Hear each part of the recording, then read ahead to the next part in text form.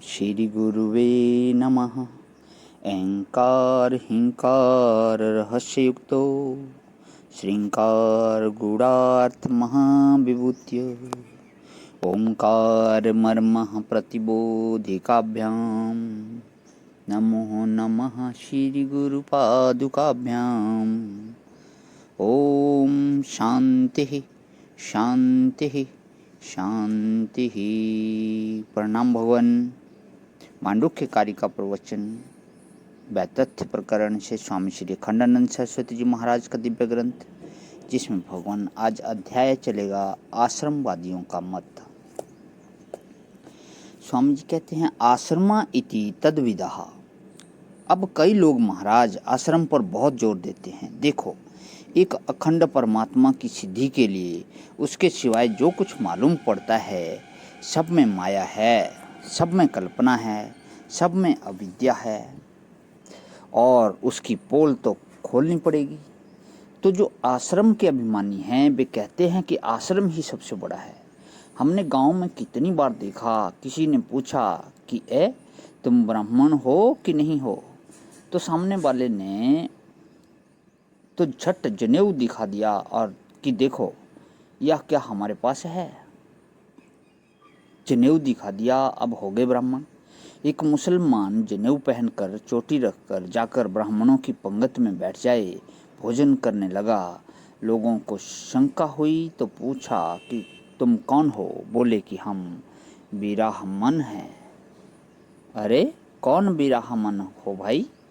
क्या गोत्र है? कौन सी शाखा है? वह बोला, या खुदा बिराहमन में भी कौन?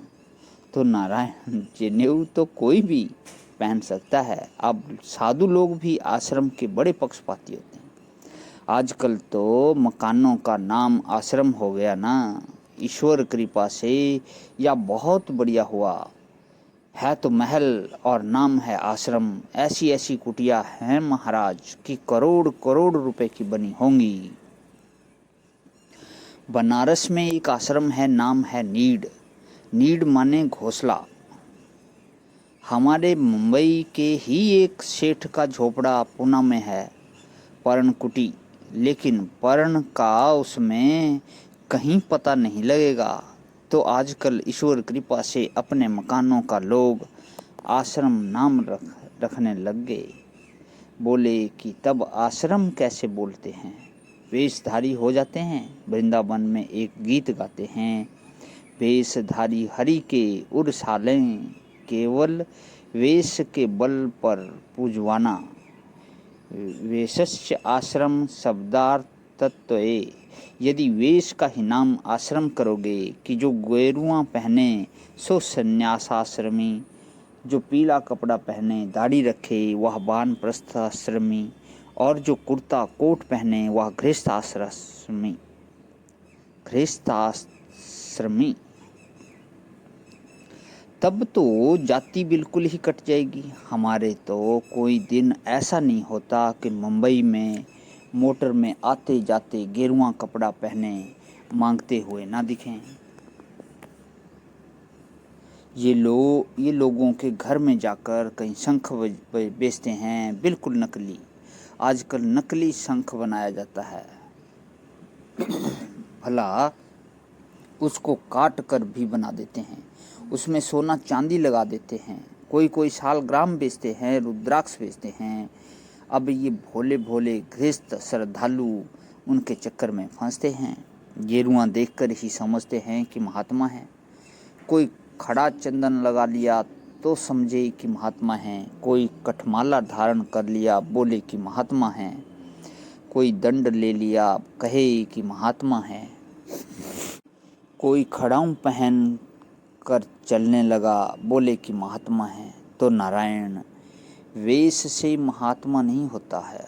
भला अच्छा, अब बोले कि आश्रम वेश मूलक नहीं होता, तब कैसा है? बोले कि संस्कार मूलक है। तो संस्कार तो शरीर में होता है, वह परमार्थ कैसे होगा? जब शरीर ही परमार्थ नहीं है तो शरीर को ताप लगा दो तो भी परमार्थ नहीं होगा। एक अपने बचपन की भूल आपको बताता हूँ। हमारी माताजी ने ताप संस्कार करवा दिया था। ताप संस्कार माने शरीर पर मोहर लगा लेते हैं। तो वे पहले द्वारिका गई थी, वहाँ पर वह संस्कार करवा आई थी। तो बचपन में हम लोग उनको चिढ़ाते थे कि माताजी अब तुम बैकुंठ में जाओगी तो द्वारपाल तुमको रोकेंगे कि कहाँ भीतर जा रही हो, तो ऐसे बाँह करके दिखा देना कि या देखो, ऐसे उनको चिढ़ाते थे। पर यह हमारे बचपन की बात है, अब ऐसा मत समझना। बाद में तो वे कायदे से रामानुज संप्रदाय में दीक्षित हो गई थी, लेकिन एक बात यह अवश्य थी कि उनको वैष्णव संप्रदाय या सन्यासी संप्रदाय ऐसा भेद नहीं था। तो वे हम जहाँ जाते वहीं जाती। उड़िया बाबा जी के पास गए तो उनके पास, और रामानुज के पास गए तो रामानुज दास के पास जाती। जहाँ जहाँ हम जाते वहाँ वहाँ जाती। क्यों? साधु से प्रेम रहेगा तो इनको चेला नहीं बनावेगा, साधु नहीं बनावेगा। उनके मन में जो स्वार्थ या था तो वे ममत्व से भी सबके पास जाती। प्रणाम भगवान। ओम शांति शांति शांति।